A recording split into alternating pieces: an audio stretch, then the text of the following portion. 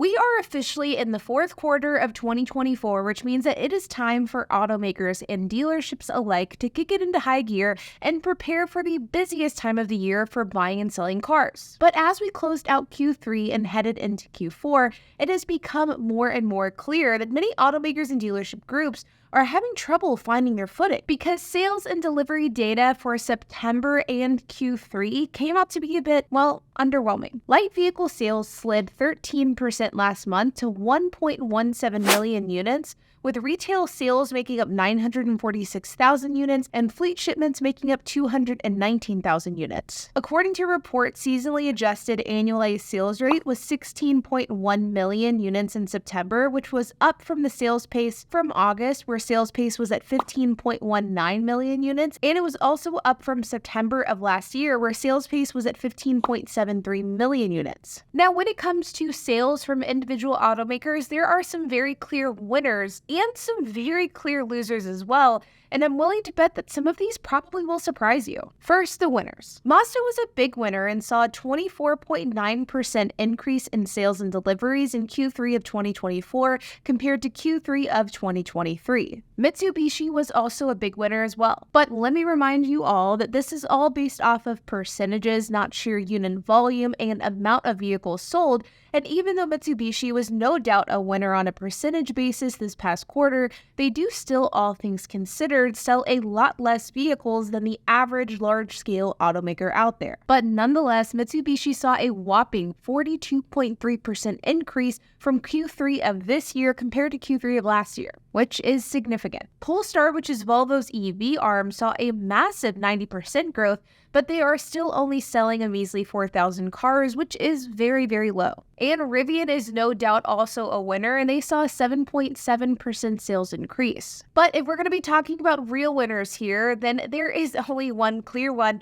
and they are a winner by far, and that is VinFast, who saw an astronomical 900% increase in sales this year compared to last, going from 150 vehicles sold in Q3 of 2023 to 1,500 vehicles sold in Q3 of 2024. Now, hopefully you guys can sense my sarcasm here, and while sure VinFast saw a pretty substantial increase year over year, the reality is they are nowhere near the biggest winners of the car market because of the fact that their volume of vehicles sold is fairly low. In fact, not even fairly low, it is very low. But you got to give it to VinFast because this is a company that is just now beginning to roll out in the United States, and they are seeing substantial increases, and I definitely think it's something that's important to note. But I know for me personally, I am looking forward to seeing how these do long term, and I'm also looking forward to seeing them more and more often on the road. But now on to the losers. Because believe it or not, there are a lot of them, and it's pretty bad. Now, overall, the car market as a whole was technically a loser here, as cumulatively, automakers saw a 2.4% decline in light vehicle sales year over year. Now, while this number isn't totally set in stone, and if more automakers release more sales figures, then this number will be adjusted, but I think it's safe to say that this number isn't going to go from a 2.4% negative to a positive, so we can just assume that the car market is a loser all the way around, at least this quarter. But when it comes to individual automakers, sales dropped by 6.9% at BMW, 12% at Volvo, and 22% at Audi, which was Audi's third straight months of declines. Not a good look. Third quarter numbers also fell for General Motors by 1.9%, and this is in many ways due to the fact that Chevrolet saw some pretty big declines. In fact, September was Chevrolet's 9th month of consecutive year-over-year declines. Definitely not good. Sales dropped 6.1% at Chevy, but rose 7.8% at GMC, 6.4% at Buick, and 4.4% at Cadillac. And so while GM technically wasn't all a loser, as they did have some winners in their lineup,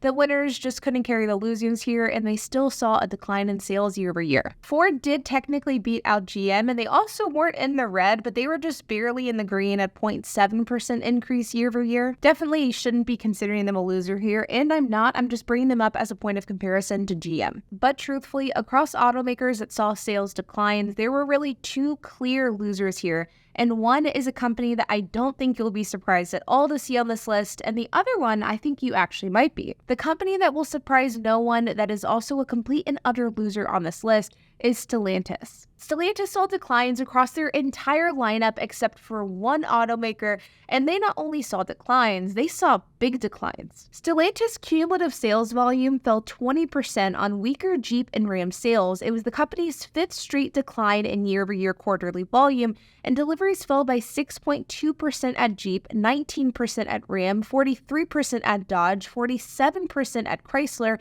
and 29% at Alfa Romeo. As I said, Stellantis wasn't just a loser, it was a big loser, and the vast majority of their automakers saw double-digit declines, which is definitely not a good look. The only winner here was Fiat, who did technically see a sales increase of 117%, but I was personally shocked at the sheer number of vehicles that Fiat sells, at least here in the United States. Because worldwide, Fiat actually sells quite well. Because, I knew that Fiat was an unpopular vehicle here in the States, but I don't think I realized by just how much. Because, well, sure, Fiat did see a 117% year-over-year sales increase, but the increase came from growing sales from 145 vehicles to 316 vehicles. 316 vehicles. That comes out to roughly 3.5 vehicles per day for Q3. That's like borderline hard for me to wrap my mind around. Now, it's no secret that Stellantis is an absolute disaster. This year alone, there's been threats from workers, factory closures, talks of a CEO successor, and plummeting sales. But where you may not have expected to see significant sales declines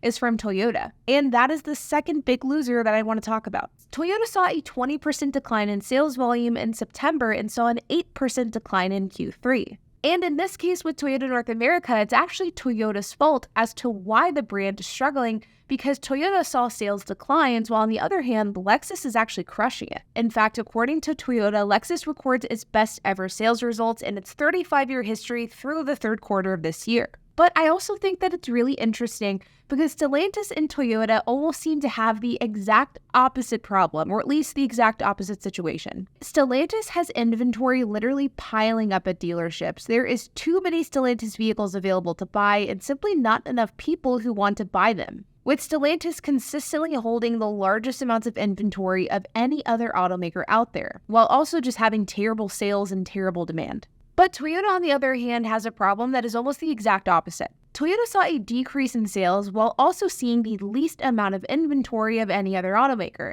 In fact, while Stellantis has been consistently the highest inventory automaker throughout 2024, Toyota has had consistently the lowest amount of inventory, which I think is just an interesting dynamic between these two companies that both underperformed last month and last quarter. Now, the truth is, this isn't a good look. And I also believe that this is a real true testament to what we've been talking about on this channel for a very long time now. Car demand is decreasing, and that's the bottom line. But the real question is, will things pick up in Q4? And the truth is, we don't know. And as we see here today, there are more factors than ever that could affect the car market, like interest rates, which are decreasing, car affordability, which is also decreasing, but the truth is, no one really knows what's going to happen. But I do think that there is a chance that it could get messy, but only time will tell. Like always, you guys, I hope that you enjoyed this video. If you have any questions, comments, if you have anything to add, I would love to hear it, so make sure to leave a comment down below. And while you guys are at it, make sure to hit the like button, hit that subscribe button, and hit the notification bell, and I will see you guys in the next video.